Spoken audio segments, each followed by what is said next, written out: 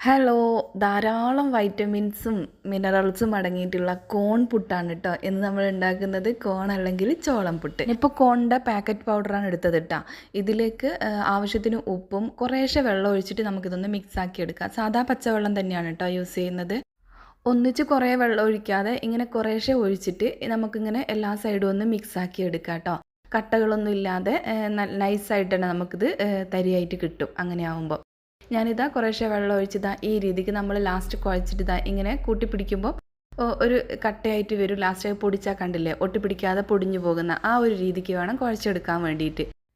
ഇത് കുഴച്ച് വെച്ചിട്ട് നമ്മൾ തേങ്ങ ചിരണ്ടി എടുക്കുമ്പോഴേക്കും ഇത് ചുടാൻ നേരത്ത് ഒന്നും കൂടെ ഒന്ന് ഡ്രൈ ആയി വരും. വെള്ളം നന്നായിട്ട് ഇത് ഉള്ളിലേക്ക് വലിക്കും കേട്ടോ. അപ്പോൾ ഒന്നും കൂടെ കുറച്ചും കൂടെ വെള്ളം ആക്കിയിട്ട് പിന്നെ ഒന്ന് മിക്സ് ആക്കിയിട്ട് സോഫ്റ്റ് ആക്കി എടുത്താൽ മതി. പിന്നെ സാധാ പുട്ട് ചുടുന്ന പോലെ തന്നെ തേങ്ങ ആദ്യം ഇടുക, അതിൻ്റെ മേലെ കുറച്ച് കോൺ പുട്ടുപൊടി ഇടുക, പിന്നെ വീണ്ടും തേങ്ങ, പിന്നെയും പുട്ടുപൊടി, അങ്ങനെ ലെയറാക്കി ചുട്ടെടുത്താൽ മതി. ഏകദേശം ഒരു 5 മിനിറ്റ് ആകുമ്പോഴേക്കും ഇതൊന്ന് ആവി കയറ്റിയാൽ കുക്കായി കിട്ടും കേട്ടോ. ഇത് പല രോഗങ്ങളെയും നിയന്ത്രിക്കാൻ ഫലപ്രദമായ ഒരു മരുന്നും കൂടിയാണ് കേട്ടോ ഈ കോണ്. അതുപോലെ നമ്മുടെ കണ്ണിൻ്റെ കാഴ്ചശക്തി വർദ്ധിപ്പിക്കാനും ഇത് സഹായിക്കുന്നുണ്ട് എന്നാണ് കേട്ടോ ഡോക്ടേഴ്സൊക്കെ പറയുന്നത്. അപ്പോൾ ഇത് നമ്മളെ പുട്ടിവിടെ അടിപൊളിയായിട്ട് റെഡി ആയിട്ടുണ്ട് കേട്ടോ.